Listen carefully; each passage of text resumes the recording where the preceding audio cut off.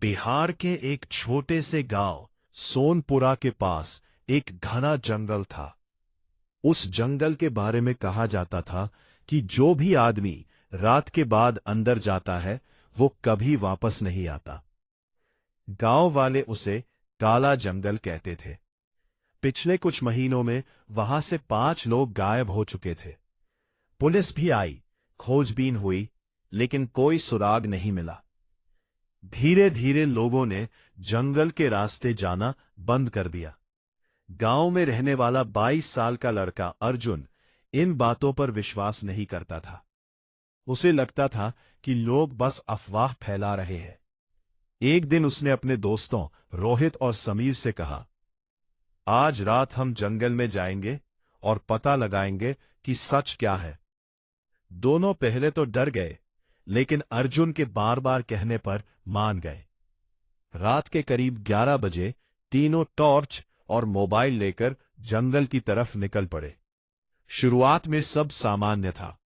पेड़ों से हवा की आवाज आ रही थी और दूर कहीं उल्लू बोल रहे थे।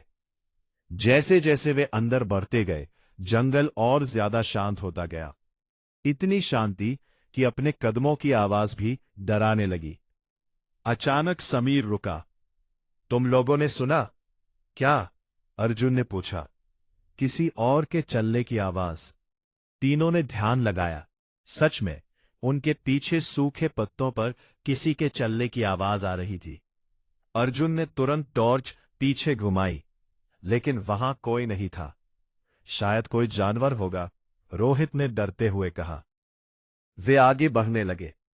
तभी उन्हें जंगल के बीचों बीच एक पुराना टूटा हुआ घर दिखाई दिया। उसकी खिड़कियां टूटी हुई थीं और दरवाजा आधा खुला था। घर के अंदर से हल्की पीली रोशनी आ रही थी। इस जंगल में ये घर? अर्जुन हैरान था। तीनों धीरे धीरे अंदर गए। घर के अंदर बहुत बदबू थी। दीवारों पर अजीब निशान बने थे। तभी रोहित की नजर एक कोने में पड़ी। वहां पुराने कपड़े और जूते पड़े थे। समीर ने कांपती आवाज में कहा, ये तो उन गायब लोगों के कपड़े लग रहे हैं।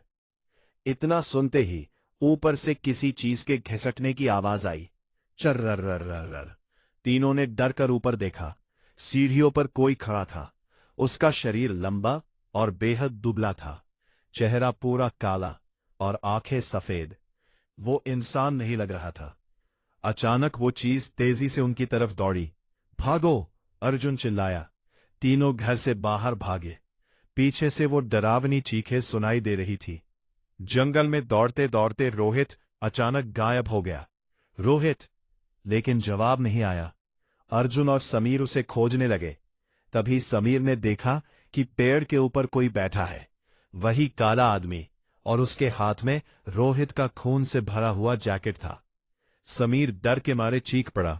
तभी अचानक किसी ने उसका पैर पकड़ लिया और उसे अंधेरे में घसीट लिया। समीर! अर्जुन जोर से चिल्लाया। अब अर्जुन अकेला था। उसकी टॉर्च बंद हो चुकी थी। चारों तरफ सिर्फ अंधेरा था। तभी उसके कान के पास किसी ने फुसफुसाया, तुम लोग यहां क्यों आए? अर्जुन धीरे धीरे धीरे पीछे मुड़ा और उसकी चीख पूरे जंगल में गूंज उठी। अगले सुबह गांव वालों को जंगल के बाहर अर्जुन का मोबाइल मिला।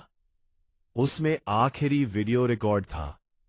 वीडियो में सिर्फ अर्जुन का डरा हुआ चेहरा दिख रहा था और उसके पीछे 2 सफेद चमकती आंखें।